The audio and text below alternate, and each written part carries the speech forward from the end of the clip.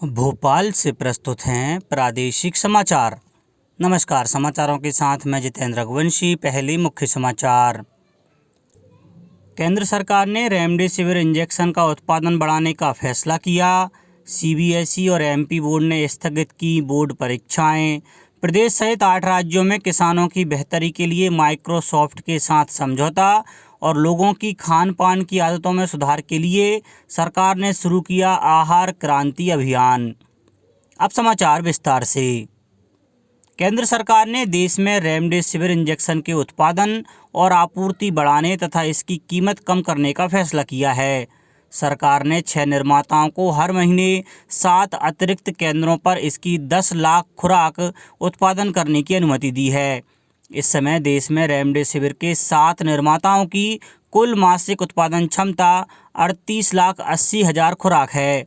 हर महीने 30 लाख और खुराक का उत्पादन करने की तैयारियां पूरी हो चुकी हैं। इससे मासिक उत्पादन क्षमता बढ़कर 78 लाख खुराक हो जाएगी। इससे पहले सरकार ने घरेलू दवा बाजार में इसकी आपूर्ति बढ़ाने के लिए रेमडेसिविर इंजेक्शन के निर्यात पर पाबंदी लगा दी थी। प्रदेश में कल कुल 3,890 यूनिट रेमडेसिविर इंजेक्शन की आपूर्ति की गई। वहीं विभिन्न अस्पतालों में 275 मीट्रिक टन ऑक्सीजन की उपलब्धता है। देश में पिछले 24 घंटे में 1,84,372 लोग संक्रमित हुए। इसके साथ ही संक्रमित लोगों की संख्या 1,38,73,825 हो गई है। वहीं अब तक 1,23,36,000 से अधिक कोविड मरीज स्वस्थ हो चुके हैं। स्वस्थ होने की दर घटकर 88.92% रह गई है। पिछले 24 घंटे में 1,027 लोगों की मृत्यु के साथ मृतकों की संख्या 1,72,085 हो गई है। इस समय 13,65,000 कोविड रोगियों का इलाज चल रहा है। प्रदेश में टीका उत्सव के दौरान करीब 12 लाख लोगों को टीका लगाया गया। देश के साथ प्रदेश में भी 11 अप्रैल को महात्मा ज्योतिबा फुले की जयंती से कल बाबा साहेब अम्बेडकर की जयंती तक टीका उत्सव मनाया गया।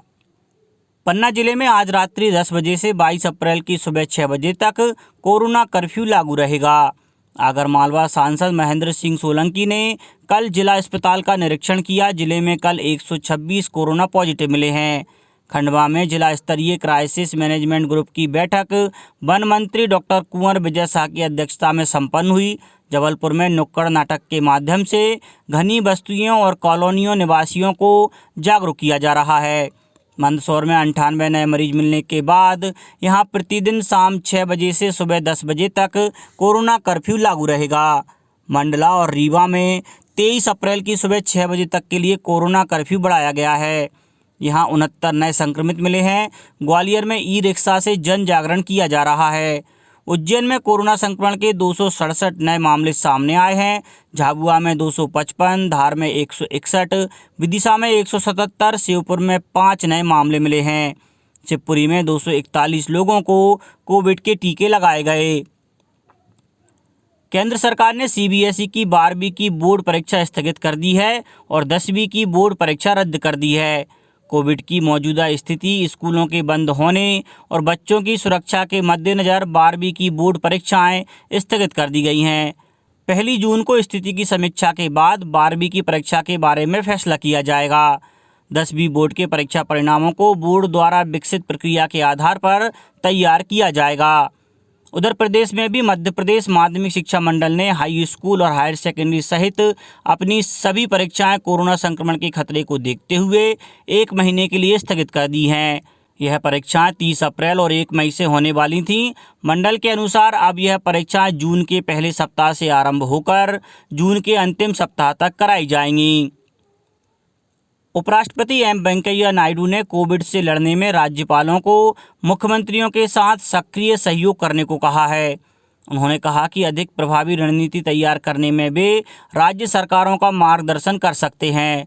श्री नायडू ने प्रधानमंत्री नरेंद्र मोदी की उपस्थिति में कोरोना महामारी का सामना करने को लेकर राज्यपालों और उपराज्यपालों के साथ वीडियो कॉन्फ्रेंस के जरिए बातचीत में यह बात कही। श्री नायडू ने राज्यपालों को राज्य सरकारों के साथ काम करने और इसे जन आंदोलन बनाने का आह्वान किया।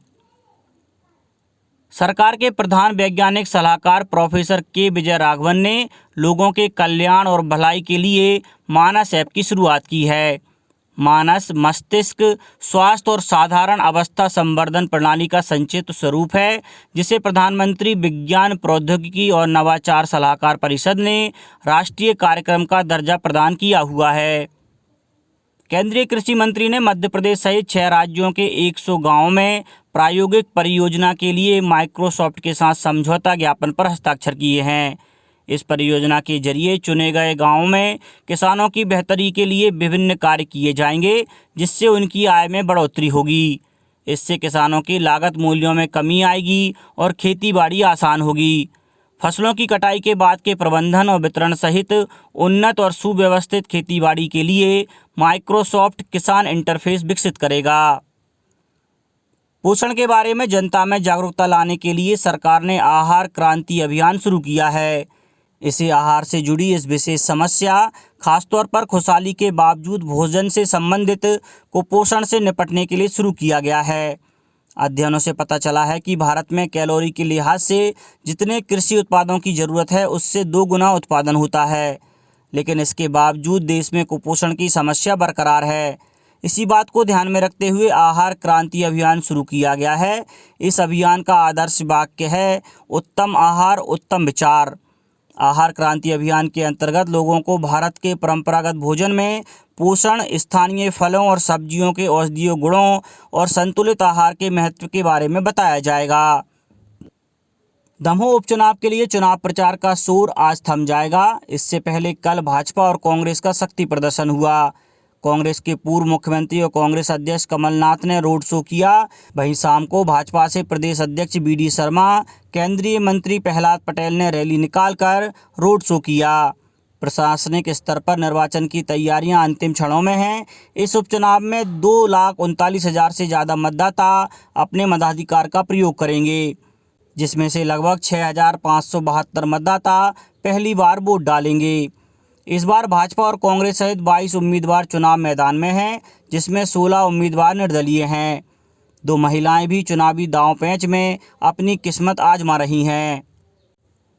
अब बात मौसम की। मध्य प्रदेश में मौसम में लगातार बदलाव हो रहा है।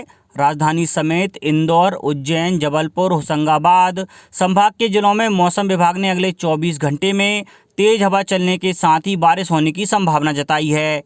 मौसम वैज्ञानिक पीके साहा ने बताया कि उत्तर पश्चिम मध्य प्रदेश में ऊपरी हवाओं का चक्रवात बना हुआ है।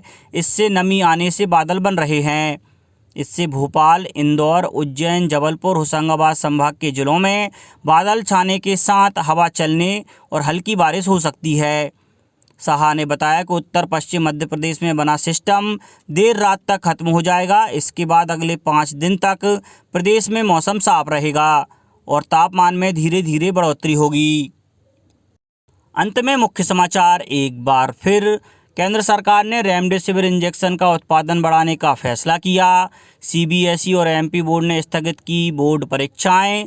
प्रदेश सहित 6 राज्यों में किसानों की बेहतरी के लिए माइक्रोसॉफ्ट के साथ समझौता और लोगों की खान पान की आदतों में सुधार के लिए सरकार ने शुरू किया आहार क्रांति अभियान। इस बुलेटिन में इतना ही। घर पर रहिए, सुरक्षित रहिए और सुनते रहिए प्रादेशिक समाचार। नमस्कार।